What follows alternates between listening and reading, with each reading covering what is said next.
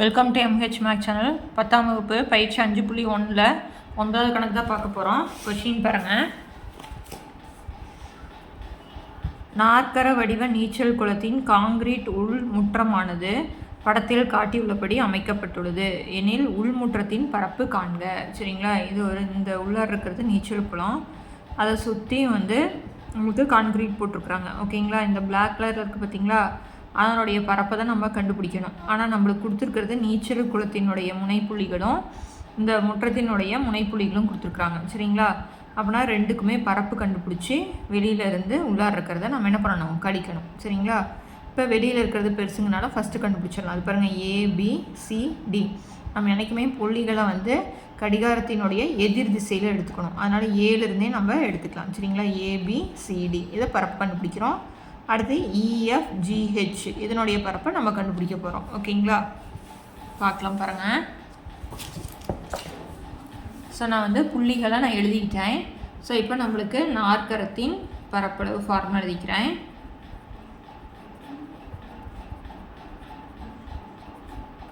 நாற்கரத்தின் பரப்பு ஃபார்முலா 1/2 போட்டு x1 y1 x2 y2 x3 y3 x4 y4 மறுபடியும் x1 y1. ஓகேங்களா, இப்படி எழுதினாலும் ஓகே தான். இல்லை அப்படின்னா இன்னொரு ஃபார்முலா நம்மளுக்கு தெரியும் இல்லைங்களா, 1/2 போட்டுட்டு x1 அதாவது 4xy போட்டுக்கோங்க. 4xy மைனஸ் மறுபடியும் 4xy, அதாவது மறக்காமல் இருக்கணும் அப்படிங்கிறதுக்காக சொல்கிறது இந்த ஐடியா. ஓகேங்களா, இதில் ஃபஸ்ட்டு எக்ஸுக்கு 1 2 3 4, அடுத்தது ஒய்க்கு 2 3 4 1, அதே மாதிரி ஒய்க்கு 1 2 3 4, இங்கே 2 3 4 1. இது ஒன்றும் கிடையாது, நம்ம பெருக்கிறோம் பாருங்கள். x1 y2 பெருக்கிறோம், அடுத்து x2 y3 பெருக்கிறோம், x3 y4 பெருக்கிறோம், x4 y1 பெருக்கிறோம். பெருக்கி எல்லாத்தையும் கடைசியில் கூட்டுவோம் இல்லைங்களா, அதே தான், வேறு எதுவுமே கிடையாது. அதான் ஃபார்முலாவை இப்படி எழுதிக்கிறோம். இதில் ஏதாச்சும் ஒன்று எழுதினா கூட போதும். இப்போ நாற்கரம், நான் ஃபஸ்ட்டு நாற்கரம் ABCDயினுடைய பரப்பை நான் கண்டுபிடிக்கிறேன். ஓகேங்களா, அப்போ நான் 1/2 போட்டுட்டேன். நம்மளுக்கு படத்தை பார்த்துட்டோம் இல்லைங்களா. ஸோ 7 எடுத்துக்கலாம். அப்புறம் என்ன வரும், -4 -8, அடுத்து 8 -4 6 10 10 6, அடுத்தது மறுபடியும் எழுதணும் இல்லையா, -4 -8 நான் எடுத்துக்கிட்டேன். ஓகேங்களா, இப்போ பெருக்கலாங்களா. இப்போ 1/2 போட்டுக்கிட்டேன். பெருக்குன்னு பார்க்கலாம். Minus into minus plus 4 4 16. ஓகேங்களா, அடுத்து இதை பெருக்கிறேன். 8 10 80, அடுத்தது 6 6 36, அடுத்தது மைனஸ் இன்ட்டு மைனஸ் நம்மளுக்கு ப்ளஸ்ஸு அப்படின்னா ப்ளஸ் 80, அதுக்கு அடுத்தது மைனஸ் போட்டேன். இதை பெருக்கிறேன். ப்ளஸ் இன்ட்டு மைனஸ் மைனஸ் 8 8 64, அடுத்து இதை பெருக்கிறேன். ப்ளஸ் இன்ட்டு மைனஸ் மைனஸ் 6 4 24, அடுத்தது ப்ளஸ் இன்ட்டு மைனஸ் மைனஸ் பைத்து 100, அடுத்து இதே மாதிரி பெருக்கிறேன். -24. ஓகேங்களா, இப்போ 1/2 போட்டாச்சு. இப்போ இது எல்லாத்தையும் கூட்டுறேன். இப்போ இங்கே 0 0 இல்லை, 6 6 கூட்டினா 12, மீதி 1 2 8 2 10 13 8 21 212, அடுத்தது ஒரு மைனஸ் குறி. இப்போ இங்கே எல்லாமே மைனஸ் குறிங்கிறனால மைனஸ் போட்டு கூட்டிக்கணும். 4 8 4 12, மீதி 1 6 7 8 9 10 11, மீதி 1 இங்கே 1 2. ஓகேங்களா, பாருங்கள், மைனஸ் இன்ட்டு மைனஸ் நம்மளுக்கு எல்லாம் என்ன ஆயிரும், ப்ளஸ்ஸாக மாறிடும். அப்படின்னா 212 ப்ளஸ் 212, அப்படின்னா 1/2 424. நான் இதை அடித்து போட்டோம்னா என்ன, ஒரு 2ஆல் அடித்தோம்னா 2 2 4 1 2 2 2 2 4, ரெண்டுமே ஒரே ஆன்சருங்கிறனால அதுதான் வரும். ஓகேங்களா, அப்புறம் நாற்கரம் ABCயினுடைய பரப்பு 212 சதுர அலகுகள். ஓகேவா, அதுக்கு அடுத்து நம்ம என்ன பண்ண போகிறோம், EFGH அதே மாதிரி இந்த புள்ளியிலிருந்து தான் போட போகிறோம். இப்போ நாற்கரம் EFGH இதனுடைய பரப்பு ஃபார்முலா தேவையில்லை, நம்ம ஆல்ரெடி நம்ம என்ன பண்ணிட்டோம், எழுதிட்டோம். ஓகேங்களா, புள்ளிகளை மட்டும் நான் எழுதிக்கிறேன். -3 -5 6 -2 3 7 -6 4 -3 -5 இப்போ நான் அடுத்தது போடுறேன். இப்போ பாருங்கள், மைனஸ் இன்ட்டு மைனஸ் ப்ளஸ் 3 2 6. அடுத்தது 6 4 6 7 42. அடுத்தது 3 4 12. அடுத்து இதை பெருக்கிறேன். மைனஸ் இன்ட்டு மைனஸ் ப்ளஸ்ஸு 6 5 நம்மளுக்கு என்னது 30 ப்ளஸ் 30 முடிஞ்சுதுங்களா? அதுக்கு அடுத்து இதை பெருக்கிறேன். Plus into minus minus 6 30. அடுத்து இதை பெருக்கிறேன். 3 2 6. ப்ளஸ் இன்ட்டு மைனஸ்க்குனால மைனஸ் போட்டுக்கிறேன் எல்லாத்துக்குமே. சரிங்களா? நான் 3 12 முடிஞ்சுதா? இப்போ அதுக்கு அடுத்தது 1/2 போட்டாச்சு. இப்போ இதெல்லாமே கூட்டிக்கலாம். 6 7 8 9 10. மீதி 1 4 5 6 6 3 9. அதுக்கு அடுத்தது மைனஸ், எல்லாமே மைனஸ் இருக்கிறதுனால நான் கூட்டுறேன். 2 4 6 10. மீதி 1 4 8 9. ஓகேங்களா? இப்போ 1/2 போட்டேன். 90 ப்ளஸ் 90. இப்போ 1/2 180. இதை அடித்தோம்னா என்ன வரும்? 90 சதுர அலகு. ஓகேங்களா? இப்போ நம்ம வந்து உள்முற்றத்தின் பரப்பு,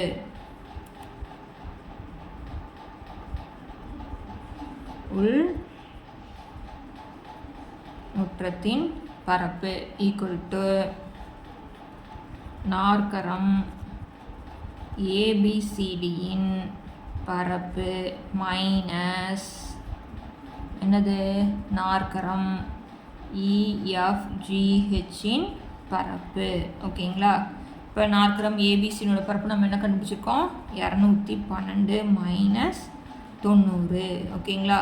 அப்படின்னா 2ல் 0 போயிடுச்சு. நம்மளுக்கு 2 1ல் 9 போகாது. அப்படின்னா கடை வாங்குகிறேன். இங்கே என்ன ஆயிரும்? 1 ஆயிரும். இங்கே 11. 11ல் 9 போயிடுச்சுன்னா 2, அப்புறம் மீதி 1. அப்படின்னா 122 சதுர அலகு. இது உள்முற்றத்தினுடைய பரப்பு. ஓகேங்களா?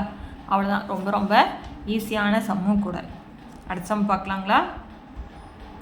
10வது கணக்கு பாருங்கள். ஏ புள்ளி கொடுத்துட்டாங்க -5 -4. பி வந்து 1,6 மற்றும் சி வந்து 7, -4 ஆகியவற்றை முனைப்புள்ளிகளாக கொண்ட முக்கோண வடிவ கண்ணாடிக்கு வர்ணம் பூசப்படுகிறது. ஒரு முக்கோண வடிவ கண்ணாடி இருக்குது, அதுக்கு வர்ணம் பூசுகிறாங்க. 6 சதுர அடி பரப்புக்கு வர்ணம் பூச ஒரு வாளி தேவைப்படுகிறது எனில் 6 சதுர அடிக்கு பெயிண்ட் அடிக்கிறதுக்கு ஒரு பக்கெட், அதாவது ஒரு வாளி தேவைப்படுகிறது எனில் கண்ணாடியின் முழு பகுதியையும் ஒரு முறை வர்ணம் பூச எத்தனை வாளிகள் தேவைப்படும்? 6 சதுர அடிக்கு ஒரு வாளி அப்படின்னா நம்மளுக்கு எவ்வளோ ஆன்சர் கண்டுபிடிச்சிட்டு அதுக்கு தகுந்த மாதிரி போடணும். ஓகேங்களா? ஒரு சதுர அடி, அதாவது 6 சதுர அடிக்கு ஒரு வாளி அப்படின்னா நம்ம கண்டுபிடிக்கணும். இப்போ நம்ம வந்து நம்மளுக்கு இதில் பார்த்திங்கன்னா இந்த படத்தில் வந்து நம்மளுக்கு கொடுத்துட்டாங்க. அப்படின்னா நம்ம கடிகாரத்தினுடைய எதிர் திசையில் எடுத்துக்கிட்டோம். இதுக்கு நம்ம கிராஃப் நாம் தான் போட்டு புள்ளி எங்கே இருக்குதுன்னு நம்ம கண்டுபிடிக்கணும். சரிங்களா? இப்போ நம்ம கிராஃப் போட்டுக்கலாம். நீங்கள் 2 4 6 8 போட்டுக்கிட்டாலும் சரி, 1 2 போட்டால் தான் எங்களுக்கு புரியும் அப்படின்னாலும் நீங்கள் போட்டுக்கலாம். -2 -4 -6 -8 2 4 6 8. இப்போ பாருங்கள், -5 -4. நான் -5 இங்கே, -4 இங்கே. ஏ வந்து -5 -4. பி வந்து 1 6. பி வந்து 1 6. சி வந்து 7 -4. சி வந்து 7 -4. ஓகேங்களா? பாருங்கள், ஏபிசி வரிசையாக வரல பாருங்கள். ஸோ இங்கிருந்து நம்ம இப்படி எடுத்துக்கலாம். இங்கிருந்து எடுத்துக்கிட்டாலும் ஓகே. இங்கே நான் என்றைக்குமே நீங்கள் வந்து முதல் கால் பகுதியிலேருந்து எடுத்துக்கோங்க. அப்போ தான் நம்மளுக்கு எந்த கன்ஃபியூஸும் வராது. ஓகேங்களா? அப்படின்னா முக்கோணத்தின் பரப்பு 1/2 x1 y1 x2 y2 x3 y3 x1 y1. ஏதாச்சும் ஒரு ஃபார்முலா எழுதினா போதும். இப்போ முக்கோணம் ஏபிசியின் பரப்பு இப்போ 1/2 போட்டேன். இப்போ நான் இங்கேருந்து எடுத்துக்கிட்டேங்களா? அப்படின்னா 1 6. அதுக்கு அடுத்தது வரக்கூடியது -5 -4. அதுக்கு அடுத்தது 7 -4. அப்புறம் 1 6. 1/2 போட்டேன். பெருக்கிறேன். Plus into minus minus 1 4 4. அடுத்தது மைனஸ் இன்ட்டு மைனஸ் ப்ளஸ் 5 4 20. அடுத்தது 7 6 42. ஓகேங்களா? அதுக்கு அடுத்து இதை பெருக்கிறேன். Plus into minus minus 6 5 30. அடுத்தது -28. இங்கே -4. இப்போ 1/2. பாருங்கள், இது ரெண்டுமே ப்ளஸ்ஸு, இது மைனஸ். அப்படின்னா 20ல் 4 போயிடுச்சுன்னா நம்மளுக்கு 16. இப்போ 16 கூட்டிக்கிறேன். அப்புறம் என்ன வரும்? 58. ஓகேங்களா?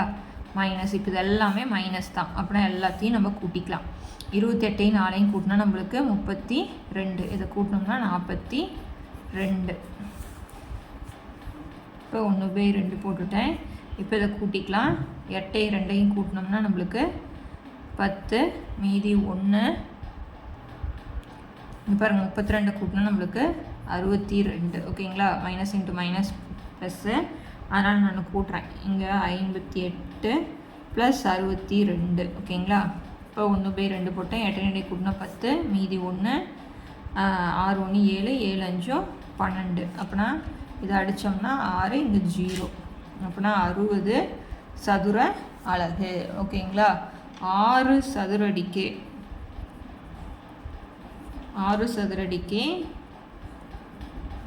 வர்ணம் பூச ஒரு வாளி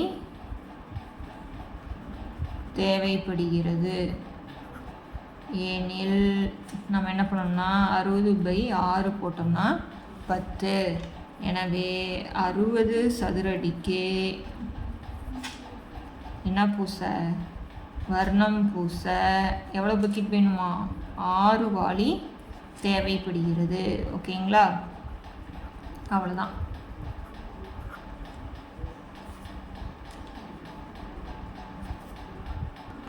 தப்பாக எழுதிட்டேன் பாருங்கள். இங்கே 10 வாளி அப்படின்னா 6 சதுரடிக்கு 1 அப்படின்னா 60 சதுரடிக்குன்னா 10. 10 இருந்தால் தான் 5×6 60 வரும். ஓகேங்களா? அப்படின்னா 10 வாளி நம்மளுக்கு வேணும். புரிஞ்சுதுங்களா? அடுத்த சம் பார்க்கலாம். அடுத்தது 11வது சம் பாருங்கள். படத்தை பயன்படுத்தி பரப்பை காண்க. இப்போ படம் கொடுத்துட்டாங்க நம்மளுக்கு. ஓகேங்களா?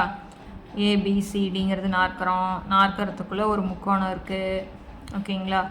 EFGங்கிற முக்கோணம். இதெல்லாம் படம் கொடுத்துட்டாங்க நம்மளுக்கு. நம்ம என்னென்ன கண்டுபிடிக்கணும்னா முக்கோணம் AGFனுடைய பரப்பு கண்டுபிடிக்கணும், முக்கோணம் FEDனுடைய பரப்பு கண்டுபிடிக்கணும், நாற்கரம் BCEGனுடைய பரப்பை நம்ம கண்டுபிடிக்கணும். ஓகேங்களா? பாருங்கள் முக்கோணம் AGF, முக்கோணம் AGF. இது பாருங்கள் முக்கோணம் இருக்கு இல்லையா? இதனுடைய பரப்பை நம்ம கண்டுபிடிக்கணும். இப்போ இந்த முக்கோணம் கொடுத்துட்டு கண்டுபிடிக்கணும் இதனுடைய பரப்பு. ஸோ அதில் வந்து AGF நம்மளுக்குடைய கடிகாரத்தினுடைய எதிர் திசையில் தான் நம்ம கண்டுபிடிக்கணும். அதனால் நம்மளுக்கு இருக்கிற மாதிரி அப்படி எடுத்துக்கலாம். AGF வரிசையாகவே எடுத்துக்கலாம். அடுத்தது முக்கோணம் FED பாருங்கள். FED இந்த முக்கோணம் எடுத்துக்கலாம். FED. ஸோ இதுவும் வந்து நம்மளுக்கு வரிசையாக இருக்கிறனால கொடுத்துருக்குற மாதிரியே எடுத்துக்கலாம். ஓகேங்களா? அடுத்தது நாற்கரம் பாருங்கள். BCEG இதனுடைய பரப்பை நம்ம கண்டுபிடிக்கணும். இப்போ 2 முக்கோணம் ஒரு நாற்கரத்தினுடைய பரப்பு கண்டுபிடிக்கணும். கொடுத்துருக்குற மாதிரியே எடுத்துக்கலாம். என்ன அப்படின்னா BCEG பாருங்கள். BCEG அதே மாதிரி AGF FED நம்மளுக்கு கடிகாரத்தினுடைய எதிர் திசையில், அதனால் நம்ம கொடுத்துருக்குற மாதிரியே வரிசையாகவே எடுத்துக்கலாம். ஓகேங்களா? பாருங்கள் நான் புள்ளி எழுதி வச்சுருக்கேன். So AGF. இப்போ முக்கோணத்தின் பரப்பு நம்மளுக்கு ஃபார்முலா தெரியும். 1/2 x1 y1 x2 y2 x3 y3 x1 y1. ஓகேங்களா? இப்போ முக்கோணம் பேர் என்னது? AGFின் பரப்பு. இப்போ 1/2 போட்டுட்டேன். இப்போ புள்ளி எழுதிக்கலாம். -5 3.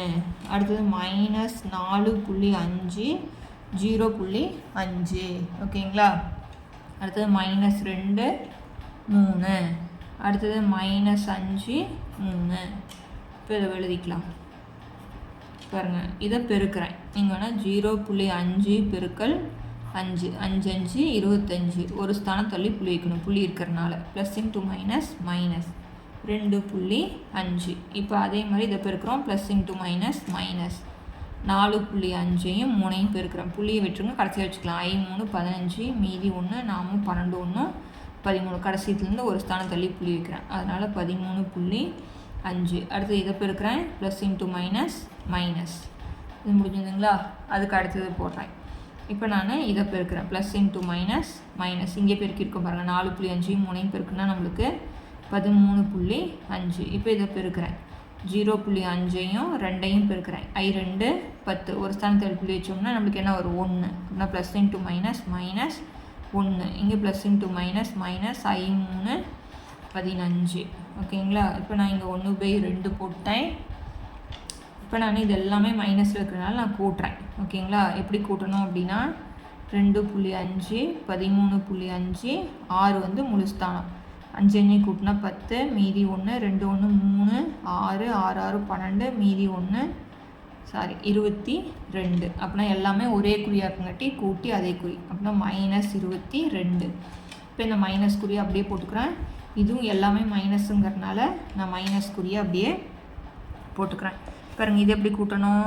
13.5, அடுத்தது 1, அடுத்தது 15, இங்கே 5 போட்டுக்கிட்டேன், புள்ளி வச்சாச்சு. 5 6 9 29.5, 29.5. ஓகேங்களா. இப்போ இங்கே 1/2 போட்டாச்சு. -22 மைனஸ் இன்ட்டு மைனஸ் ப்ளஸ்ஸு 29.5. இப்போ 2 குறியும் வேறு வேறையாக இருந்தால் என்ன பண்ணணும்? கழிக்கணும். 29.5ல் 22 கழிக்கிறேன் அப்படின்னா 5ல் 0 போயிடுச்சுன்னா 5, 9ல் 2 போயிடுச்சுன்னா 7. அப்படின்னா 1/2 7.5. 7.5ல் பாதி போடணும். இப்போ 7.5 நான் 2ஆல் வகுக்கிறேன். என்ன வரும்? 3 2 6, மீதி 1. இந்த புள்ளிக்கு புள்ளியை வச்சுக்கணும். இங்கே 5 போட்டேன். 7 2 14, மீதி 1. புள்ளி வச்சுனா நான் 0 போட்டுக்கிறேன். 10ன்னா நான் ஒரு I2 10. அப்படின்னா நம்மளுக்கு முக்கோணம் ஏஜிஎஃப்பின் பரப்பு ஈக்குவல் 3.75 சதுர அலகு. ஓகேங்களா. புள்ளி இருக்கிறதுனால பயப்பட வேண்டாம். நம்ம அந்த புள்ளியை கரெக்டாக வச்சு கூட்டி இது போட்டோம்னா ஆன்சர். ஓகேங்களா. அடுத்தது பார்க்கலாம் பாருங்கள். ரெண்டாவது வந்து என்ன கொடுத்துட்டாங்க? எஃப்இடி கொடுத்துட்டாங்க. அதே மாதிரி முக்கோணம் எஃப்இடியின் பரப்பு. இப்போ 1/2 போட்டேன், புள்ளி எழுதுறேன். -2 3, அடுத்தது 1.5 1, இங்கே 1 3, அடுத்தது -2 3. இப்போ இருக்கலாமா? 1/2 போட்டேன். இப்போ பெருக்கணும்னா ப்ளஸ் இன்ட்டு மைனஸ் மைனஸ் 2 2. இப்போ 1.5யும் 3யும் பெருக்கிறேன். 3 15, மீதி 1, 3 3 1 4. ஒரு ஸ்தானம் தள்ளி புள்ளி வைக்கிறேன். அப்புறம் என்ன வரும் நம்மளுக்கு? 4.5 ப்ளஸ் 4.5. இப்போ இதை பெருக்கணும்னா 1 3 3 முடிஞ்சிருச்சு. அடுத்து மைனஸ் போட்டேன். 3 15 45 தான் இங்கே இருக்குது பாருங்கள். புள்ளி ஒரு ஸ்தானம் தள்ளி வச்சுக்கிறோம். 4.5. இப்போ இதை பெருக்கிறேன். 1 1 ப்ளஸ் இன்ட்டு மைனஸ் மைனஸ் 3 2 6. ஓகேங்களா. பாருங்கள், இது கழித்தல், இது எல்லாமே கூட்டல். இப்போ 3ல் 2 போயிடுச்சுன்னா நம்மளுக்கு 1. இப்போ 4ரையும் 1ஐயும் கூட்டணும் நம்மளுக்கு என்னது? 5.5. அப்படின்னா 5.5. அது மாதிரி போட்டு பழகிக்கோங்க. அந்த 4.5னா 4.5 5.5 அது மாதிரி வச்சு போட்டிங்கன்னா உங்களுக்கு ஈஸியாக வரும். பாருங்கள், 3ல் 2 போயிடுச்சுன்னா நம்மளுக்கு 1. 4ரையும் 1ஐயும் கூட்டினா 5.5 போட்டாச்சுங்களா. இப்போ கழித்தல் குறி போட்டுட்டேன். இப்போ இங்கே பாருங்கள் -6 இருக்குது. -6 ப்ளஸ் 1னா கழிக்கணும். கழிச்சிட்டு பெரிய நம்பர் குறி நம்மளுக்கு -5. ஓகேங்களா. மைனஸ் அப்படியே வச்சுக்கோங்க. -5. 5ல் 4.5 போயிடுச்சுன்னா நம்மளுக்கு எவ்வளவு? 0.5. நான் வேணால் இங்கே கழிச்சு காமிக்கிறேன் பாருங்கள். 4.5 போயிடுச்சுன்னா இது போகாதான். இங்கே 4 போட்டோம்னா இங்கே 10. 10ல் 5 போச்சுன்னா 5, 4ல் 4 போயிடுச்சுன்னா 0. அப்புறம் என்ன வரும்? -0.5. இப்போ மைனஸ் இன்ட்டு மைனஸ் என்ன ஆயிரும் நம்மளுக்கு? ப்ளஸ்ஸாக மாறிடும். இப்போ 5.5யும் 0.5யும் பெருக்கணும் கூட்டினோம்னா நம்மளுக்கு 6. 5.5யும் 0.5 5 கூட்டினா 10, மீதி 1. 5 1 6. 6 2ஆல் வகுத்தா நம்மளுக்கு எவ்வளவு? 3 சதுர அலகுகள். இது முக்கோணம் எஃப்இடியினுடைய பரப்பு. அடுத்தது நாற்கரம். 4 இருக்கிறனால நாற்கரம் பிசிஇஜியின் பரப்பு. இப்போ 1/2 போட்டால் என்ன வரும்? -4 -2 2 -1 1.5 1 -4.5 0.5. அடுத்தது -4 -2. ஓகேங்களா. இப்போ இதை பெருக்கலாமா? இப்போ இதை பெருக்கலாம். Minus into minus plus 4 4 4. அடுத்து இதை பெருக்கிறேன். 2 2. இப்போ இதை பெருக்கிறேன். 1.5யும் 0.5யும் 0 விட்டுருங்க. ஓகேவா. இப்போ 5 5 25, மீதி 2. 1 5 5 5 2ஐயும் கூட்டினோம்னா 7. அந்த 0 வச்சாலும் முன்னாடி 0 தான் போடுவீங்க. ஓகேங்களா. இப்போ இங்கே ஒரு ஸ்தானம், இங்கே ஒரு ஸ்தானம். எத்தனை ஸ்தானம் தள்ளி வைக்கணும்? 2 ஸ்தானம். அப்படின்னா நம்ம ரெண்டுமே ப்ளஸ்ஸுங்கிறனால ப்ளஸ் போட்டு 0.75. அடுத்து மைனஸ் இன்ட்டு மைனஸ் ப்ளஸ்ஸு 4.5ஐயும் 2ஐயும் பெருக்கிறேன். 2 10 மீதி 1 4 2 8 1 9 ஒரு ஸ்தானம் தள்ளிப்பு வைக்கிறேன் 9. ஓகேங்களா? 4 இன்னொரு தடவை போட்டு கூட்டணும்னா 9. ஓகேங்களா? அதுக்கடுத்து என்ன குறி மைனஸ் நான் கீழே எழுதிக்கிறேன். இப்போ இதை பெருக்கிறேன் ப்ளஸ் இன்ட்டு மைனஸ் மைனஸ் 2 2 4 1ஓட பெருக்குனா அதே தானே வரும். அப்படின்னா ப்ளஸ் இன்ட்டு மைனஸ் மைனஸ் 1ஐயும் 1.5ஐயும் பெருக்கணும்னா 1.5. இப்போ இதையும் 1.1ஓட பெருக்கும்போது ப்ளஸ் இன்ட்டு மைனஸ் மைனஸ் 4.5. இப்போ ப்ளஸ் இன்ட்டு மைனஸ் மைனஸ் 0.5ஐயும் 4ஐயும் பெருக்கிறேன். 4 20. எத்தனை ஸ்தானம் தள்ளிப்பு வைக்கணும்? ஒரு ஸ்தானம் தள்ளிப்பு வைக்கும்போது எனக்கு 2. ஓகேங்களா? இப்போ பாருங்கள், இதெல்லாமே கூட்டிக்கலாம், இதெல்லாமே கழித்தல். ஒரே குறியாக இருந்தால் கூட்டி போட்டுக்கணும்.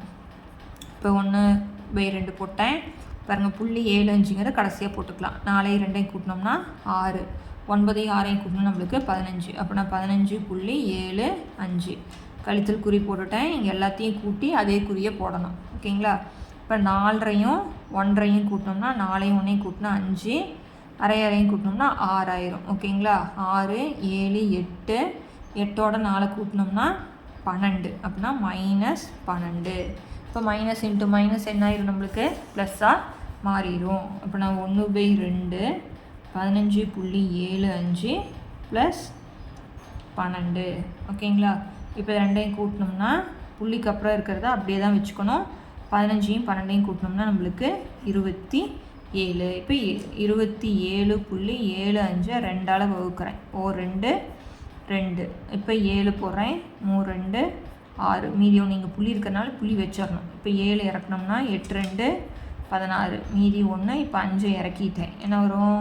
7 2 14. மீதி 1 புள்ளி வச்சதுனால நம்ம ஆட்டோமேட்டிக்காக நம்ம 0 போட்டுக்கலாம். அப்புறம் என்ன வரும்? I 2 10. அப்புறம் நம்மளுக்கு என்ன ஆன்சர்? 13.875 சதுர அலகு. இது வந்து என்னது? நாற்கரம் BCEGயின் பரப்பு. ஓகேங்களா? அவ்வளோதான். ஸோ இதில் நம்ம இந்த பயிற்சி பொறுத்த வரைக்கும் நாற்கரத்தின் பரப்பு, முக்கோணத்தின் பரப்பு இது நல்லா தெளிவாக பார்த்துக்கோங்க. இதில் ஒரு 5 மார்க்கு கண்டிப்பாக கேட்பாங்க. எதுனா நாற்கரத்தின் பரப்பு ரொம்ப ரொம்ப முக்கியமானது. அதாவது பயிற்சியில் 5ல் 2 கணக்கு இருக்கும், அதே மாதிரி எடுத்துக்காட்டில் 2 கணக்கு இருக்கும். அது நல்லா தெளிவாக பார்த்துக்கோங்க. எல்லா முலாண்டு பரீட்சை கொஷின் பேப்பர்லேயும் நாற்கரத்தின் பரப்பு கண்டிப்பாக இருக்கும். அந்த K மதிப்பு கண்டுபிடிக்கிறது, நார்மலாக நாற்கரத்தின் பரப்பு கண்டுபிடிக்கிறது கேட்டுகிட்டே இருப்பாங்க. ஓகேங்களா? இந்த வீடியோவில் இந்த பயிற்சி முடியுது. அடுத்தடுத்த பயிற்சி பார்க்கணும்னா சேனலை சப்ஸ்கிரைப் பண்ணிக்கோங்க. தேங்க்யூ.